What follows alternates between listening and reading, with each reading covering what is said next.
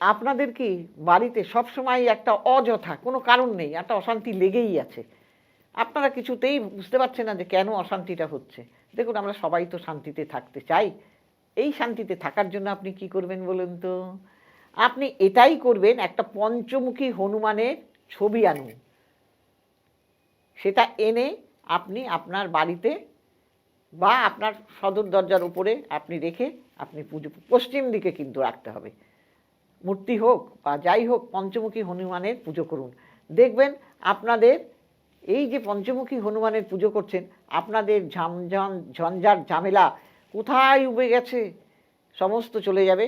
আর তার সঙ্গে এটা করতে পারেন, গুগুল, বেলপাতা, সর্ষে, হলুদ এগুলো দিয়ে, লবঙ্গ, কর্পূর, এলাচ এগুলো দিয়ে সারা বাড়িতে ধুনো দিন। দেখবেন আপনার বাড়ির নেগেটিভিটি, এই ঝামেলা ঝঞ্ঝাট, কুনজর সব কেটে গেছে। 2025 ভালো কাটুক, সবাই ভালো থাকুন, নমস্কার।